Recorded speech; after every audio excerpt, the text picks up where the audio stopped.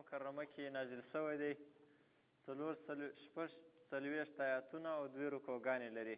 د دې صورت د مخکینی صورت سره ربط او مناسبت دا دی چې په مخکینی صورت کې الله رب العالمین د قیامت مسله بیان کړله، نو په دې صورت کې الله پاک بیره ورکوي هغه چاته په دنیوي عذاب سره څوک چې د قیامت څخه منکر دي. د دې دپاره نمونه د فرعون هلاکت ذکر کوي. که چیرې تاسې د انکار سره ونه ګرځئ نو د فرعون په رقم به په دنیا کې عذاب در باندې را نازل سي. د دې صورت دعوه هم دا ده چې د قیامت ثابتول دي په عقلي دلایلو او شواهدو سره. بسم الله الرحمن الرحیم. والنازعات غرقا، قسم دی په هغه ملایکو سره چې هغه را ایستونکي دي د ارواګانو د کافرانو غرقا په سختۍ سره. نازعات را ایستونکي دي د ارواګانو د کافرانو غرقا په سختۍ سره، چې د کافرانو ارواګان د ملایکې په سختۍ سره راباسي. د کافر روح په سختۍ سره راوځي، اگر که سړي ته کله کله داسې معلومه سي چې د هغه روح په اسانه سره ووځي، نو دا د ظاهر په اعتبار سره یې، ورنه په حقیقت کې په هغه باندې ډېر تکلیف تېرېږي. والناشطات قسم دی په هغه ملایکو سره چې هغه خلاصونکي دي د ارواګانو د مؤمنانو لره، نشتن په خلاصولو سره، په اسانه خلاصولو سره. نشت اصل کې د غوټې خلاصولو ته وایي، یعنې د مؤمنانو ارواګان په داسې اسانۍ سره باسي لکه څوک چې یو غوټه خلاصه کړي، د یو شي غوټه خلاصه کړي او په هغه غوټه کې یو شی یې بس هغه راوباسي، په داسې طریقه سره په اسانۍ سره یې راباسي. والناشطات قسم دی په هغه ملایکو چې خلاصونکي د ارواګانو لره د مؤمنانو نشتن په اسانه خلاصولو سره. والسابحات دا ارواګانې چې کله واخیستل نو دا ارواوې دا ملایکې د الله طرف ته وروړي، د الله په دربار کې پیښوي. والسابحات قسم دی په هغه ملایکو چې لامبو وهونکي دي، سبحا په لامبو وهلو سره، یعنې داسې په تیزۍ سره د اسمان طرف ته ځي د دې ارواګانو سره، لکه لامبو چې سړی وایي په داسې تیزۍ سره په دې هوا کې ځي. فالسابقات بیا چې دا ارواګانې الله ته پیش کړل، نو بیا چې د دې ارواګانو باره کې کومه فیصله وسوله چې کوم روح ته باید عذاب ورکول سي او کوم دی جنت ته داخل سي، نو فالسابقات بیا مخکې کېدونکي دي دا ملایکې سبقا په مخکې کېدلو سره، هغه د الله پاک حکم ته ورمخته کېږي چې سزا یې که د جزا دې ته ورمخته کېږي او هغه خبره عملي کوي. فالمدبرات نو سنبالونکي دي امرا د کار سنبالونکي دي، یعنې دوی ته چې وظیفه ورکول سوه چې د روح والا ته سزا ورکه، نو بس هغه کار سرته رسوي. او که کوم روح باره کې دا وظیفه ورکول سوله چې د دې سره ښه وکړه نعمتونه جنت ته یې ورسوئ، نو د هغو سره هم هغه ښه معامله کوي. نو فالمدبرات بیا سنبالونکي دي امرا د کار چې هغه کار د دوی باره کې ورته سپارل شوی دی. یوم ترجف الراجفه قسمونه ټول الله پاک واخیستل په دې ملایکو باندې، نو جواب د قسم دا دی چې لتبعثن خامخا به ستاسې بیا راپورته کېږي او ستاسې څخه به سوال و جواب کېږي. یوم ترجف الراجفه په هغه ورځ به تاسې راپورته کېږئ چې وبه لړزېږي، لړزېدونکی یعنې مځکه باندې به ولړزېږي، په دې به زلزله راشي، دا به وښورېږي. دا اوله شپېلۍ ده. تتبعها ورپسې به راشي په دې زلزلې پسې دې لړزېدونکي شي پسې الرادفه وروسته راتلونکې، یعنې دومه شپېلۍ دا به راشي چې په مابینځ کې یې 40 کاله فاصله ده.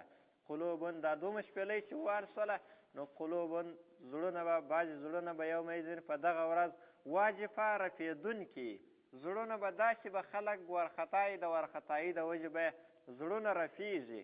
ابصارها سترګې د دې زړو علاوه به خاشعه کښته د ډېر وامو د حیبت د وجې به کښته ګورې، پورته به نشي کتلی.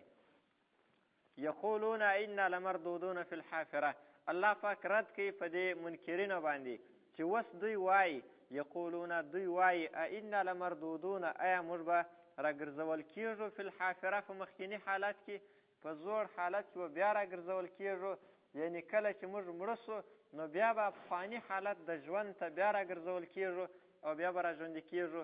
دوی وایي دا وایي اذا کنا آیا کله چې موږ سو عظاما هډوکي نخره زاړه وراسته هډوکي راڅه جوړ شي نو بیا به راپورته کېږو. قالو دوی ویل تلکه دغه راپورته کېدل اذن په دغه وخت کې کرتون خاسره واری دی تاواني. دا دوم وار راپورته کېدل دا وایي تاواني کار دی. دا د فسخن په رقم ویل یعنې که رښتیا دا ستاسې خبره د هغسې چې بیا راپورته کېږو نو دا خو موږ ډېر تاوانیان یو ځکه موږ د قیامت دپاره تیاري نه ده کړې او یا دا مطلب چې کله موږ بیا راپورته سو نو بیا خو به دا زموږ جایدادونه بل چا قبضه کړي زموږ سره به مال او شی نه وي نو موږ به خالي لاس شو. په دې وخت کې وایي بیا موږ تاوانیان یو. دا د استهزا او د پسخند په رقم ویل.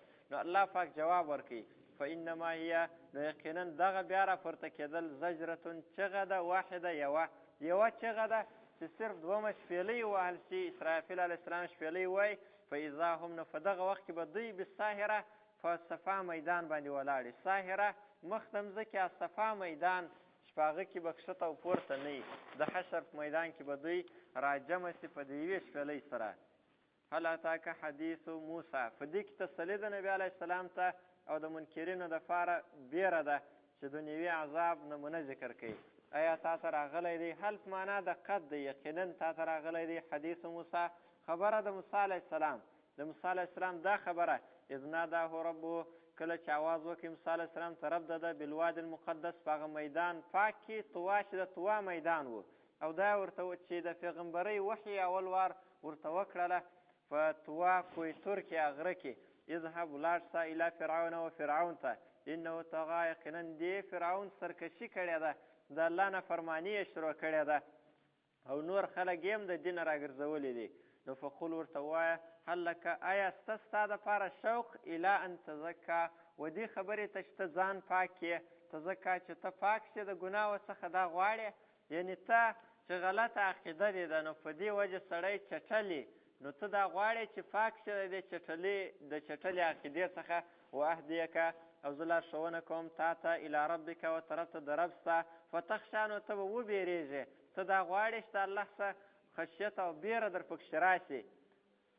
فاراه الایة الکبرا نو ورویښوی دی فرعون ته غټه نشانه غټه معجزه. آیت دلته جنس دی یعنې ټولې معجزې وروښولې یا خاص دلته هغه معجزه مراد دا غټه نشانه چې له کړه وغورځوله او د دې ثمار جوړ سو. له کړه چې وغورځوله دا غټه نشانه یې هم وروښوله نو فکذبه د درواغ وبلله دا معجزه وعصا او نافرماني یې وکړله بیا هم ونه مرله. ثم ادبره بیا یې شا کړله موسی علیه السلام ته یې شا کړله دې میدانه یسعا ځغاستی دونه حیبت ورباندې راغی چې کله موسی علیه السلام دغه مار څه له کړه ورښکاره کړله نو دوام د وجې وځغاستی او لاړی. فحشره نو راجمع کړل خلک فناده نو بیا دا اواز وکړي. بیا وروسته تر دغه وروسته بیا خلک راجمع کړل او دا اواز یې وکړي. فقال ویې ویل انا ربکم الاعلی زه یم ستاسې رب الاعلی تر ټولو لوړ. زه ستاسې تر ټولو لوړ رب زه یم. دا فرعون دهري و کمونیست و د ده دا عقیده وه چې د الله پاک د وجود څه منکر و او بیا دا نظریه وه چې د هر ملک باچا د هغه ملک د خلکو رب دی ځکه دا باچا د خلکو ضرورتونه ورپوره کوي نو په دې وجه سره یې ځان ته رب ویل. ربکم الاعلی ویل تر ټولو لوړ رب ځکه نور والیان هم وه هغه هم ارباب وه خو لیکن دی بیا تر ټولو غټ رب و ځان یې غټ رب بلی ځکه دی تر ټولو غټ باچا و. فاخذه الله نو راونیوی ده لره الله پاک نکال الاخره په عذاب د آخرت سره والاولا د دنیا په دنیا کې هم غرق سو او په آخرت په عذاب کې هم مبتلا سو. ان فی ذلک یقینا په دغه کار کې لعبرة خامخا عبرت دی لمن یخشا دپاره د هغه چا چې هغه بیره کوي د الله څخه. باید چې څوک د الله څخه بیره لري نو ودې بیریږي او د نافرمانۍ څه دې راوګرځي. انتم اشد خلقا د قیامت د اثبات دپاره الله پاک دلایل بیانوي. انتم اشد خلقا آیا تاسې یا سخت په پیدایش کې ام السماء که اسمان یعنې ستاسې په فکر ستاسې پیدا کول سخت دی که د اسمان جوړول سخت دی. بناها چې جوړ کړی دی اسمان لره الله رفع سمکها پورته کړی دی چته دی اسمان فسواها نو برابر کړی دی. نو چې دا یې کړي دي ستاسې پیدا کول هم اسانه دي. واغطش لیلها او تیاره کړې ده شپه د دې اسمان. واخرج او رایستلی ده ضحاها څاشت د دې اسمان. څاشت یې هم رایستلی دی، څاشت چې ډېره رڼا یي، د سهار په وخت کې د څاشت په وخت کې ډېره رڼا یي او د شپې په وخت کې تیاره یي. دا دواړه کار الله کړي دي. اسمان ته ځکه د ورځې او د شپې نسبت وسو چې د ورځ او شپه د لمر او د سپوږمۍ د وجې راځي، د لمر د وجې، نو لمر د اسمان په طرف کې، نو ځکه یې اسمان ته نسبت وسو. والارض مځکه بعد ذلک وروسته تر دې دحاها غوړولې ده. د اسمان تر جوړولو وروسته یې مځکه غوړولې ده. سوره حمیم سجده کې دا ذکر شوی دی چې الله پاک د مځکې طرف ته اراده وکړله، نو مځکه یې جوړه کړله، تر دې وروسته بیا د اسمان طرف ته اراده وکړله، بیا یې اسمان هم برابر کوي، بیا یې اسمان برابر کوي. حالانکې دلته دا معلومیږي چې اسمان یې برابر کړی دی. والارض بعد ذلک دحاها او مځکه یې وروسته د اسمان تر جوړولو غوړولې ده. نو په دې کې ظاهرا چکر معلومیږي. د دې تطبیق عبدالله ابن عباس رضی الله عنهما فرمایي چې دلته ټکر نشته. دې مطلب دا دی د مځکې پیدا کول ماده الله پاک مخکې پیدا کړله، خو لیکن غوړول یې بیا وروسته ده. غوړول یې تر اسمان وروسته سوي دي او پیدا کول د مځکې دا تر اسمان مخته سوي دي، نو بیا ټکر نشته. والارض بعد ذلك دحاها اخرج منها د غوړولو تفصیل الله پاک بیانوي. رایستلې ده د مځکې څخه ماها اوبه د دې مځکې او مرعاها او واښه د دې مځکې. مرعا هغه واښه چې په هغه کې حیوانات څریږي. والجبال او غرونه یې ارساها درولې دي. متاعا لکم د فار د فایدې ستاسې، ولانعامکم د فاره د فایدې د حیواناتو ستاسې. نو فاذا جاءت الطامة الکبرا کله چې راشي هغه آفت لوی، هغه لوی آفت چې قیامت دی، دا چې کله راشي یوم یتذکر الانسانو، په هغه ورځ چې یاد بکړي انسان ما سعی هغه عمل چې ده کړی، هغه ټول عملونه به ده ته ور په یاد سي چې ده په دنیا کې کړي. وبرزت الجحیم او راښکاره به سي جهنم لمن یرا هغه چاته چې هغه یې ویني. لمن یرا چې هغه چاته چې ویني یې، یعنې ټولو هر چاته به ښکاره سي، هر لیدونکي ته به ښکاره سي، که کافر یې که مسلمان یې ټول به جهنم ویني.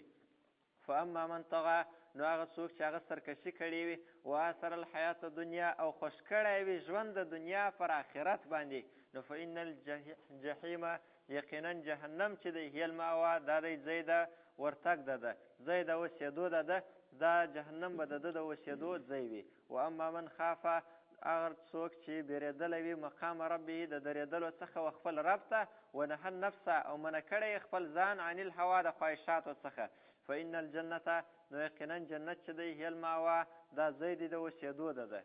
چا چې دنیا خوښه کړي او سرکشي یې کړي د دې دپاره ځای جهنم دی. او چا چې څوک چې د الله او مخ ته درېدلو څخه بیرېدلی، یعنې دا فکر ورسره یې په دنیا کې چې د الله پاک په حضور کې به زه درېږم، نو په دې وجه ګناوې نه کوي او خواهشاتو نافرماني یې کړې، د خواهشاتو مطابق نه یې چلېدلی، نو د دې کس دپاره جنت دی. نو دا د جنت دپاره اعمال ذکر کړل او د جهنم اسباب هم ذکر کړل. یسألونک عن الساعة ایان مرساها، دا مسله وه چې بیان سوه د قیامت، نو مشرکینو به دا پوښتنه کوله چې دا قیامت به کله راځي، تاریخ یې راوښیه. نو الله فرمایي یسألونک دوی پوښتنه کوي ستا څخه عن الساعة باره د قیامت ایان مرساها کله به وي درېدل د دې قیامت، دا وخت به یې کله وي.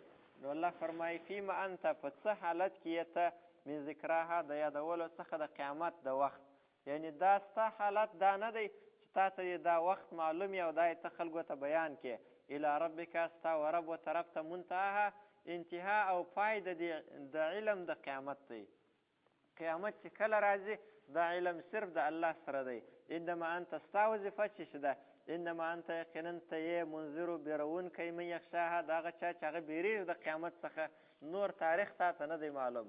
کانهم یوم یرونها کانهم لکه گویا چې دوی یوم یرونها په هغه ورځ چې ویني به دوی د قیامت. په دنیا کې دوی ویل وایي د قیامت ژر نه راځي، ولې نه راځي، دا پوښتنې کولې. نو الله فرمایي چې په هغه ورځ چې وبه یې ویني دوی به دا وایي، دا ګمان به وکړي لم یلبسو چې دوی وخت نه دی تېر کړی په دنیا کې الا عشیة مګر یو مازدیګری او ضحاها یا څاشت په شان د دې مازدیګري.